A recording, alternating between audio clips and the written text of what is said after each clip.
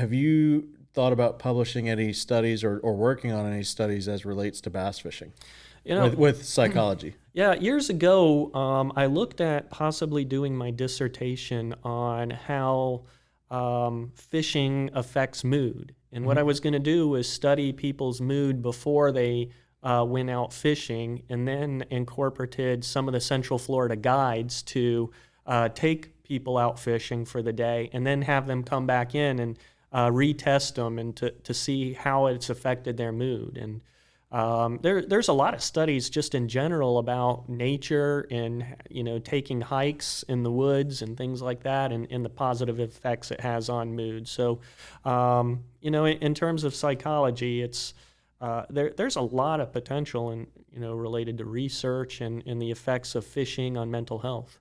Right, and we were just talking about this at lunch about what would it look like if because you do hypnosis as well, or Yeah. and so I was wondering what that would even do as far as, trying to trigger people's emotions a little bit, and I don't know anything of how that works. I'm just guessing here.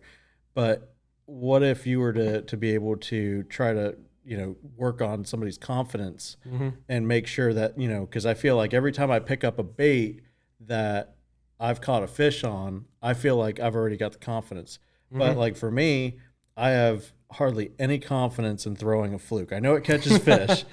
It's like the bait. Like when you start fishing that and a Senko, you're supposed to a trick worm or whatever that you're supposed to throw, and that is the one bait I can never pick up and carry for any kind of time. And I know it's a downfall because it's a very versatile bait, and you can dead stick it, you can twitch it, you can swim it. There's all sorts of ways to catch fish on it, but I just, for whatever reason, I can't pick that thing up for longer than 5 minutes. Yeah, no, I think we all have baits like that, and I think it's good that you pick it up and fish it for 5 minutes at least. Yeah. I think there's been many times I've been burned on things like a fluke or a Senko as well, and it is painful when you know that that's just something that is a weakness of yours.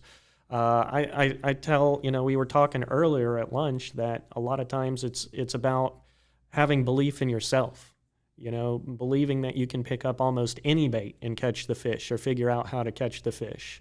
I think there's certain baits that we have more confidence in. One thing that anybody who's around me, they know that I'm a spinnerbait thrower. That's not a popular thing to be, as a spinnerbait guy. And, I feel like I can pick up a spinnerbait any time of the year and in any body of water and figure out how to catch a fish. So I think in terms of confidence, one, you have to look back on times that you've had past success on that lure, Right. So times in which it's worked for you, times in which you felt good about it. But then also look at times in which maybe you haven't been so successful on things, but have been able to overcome obstacles. So you look at both of those, and then you look at just in general that, okay, maybe I don't have confidence in the bait as much. Maybe I don't have, as much success as other guys have had on this bait, but I believe in myself, and I believe that I can pick up a fluke, and maybe I have to dead stick it. Maybe I have to swim it. Maybe I just pop it across the top almost like a Zara spook. But I'm going to figure out some way to get these fish to bite off of this. So you start believing more in yourself and your skills.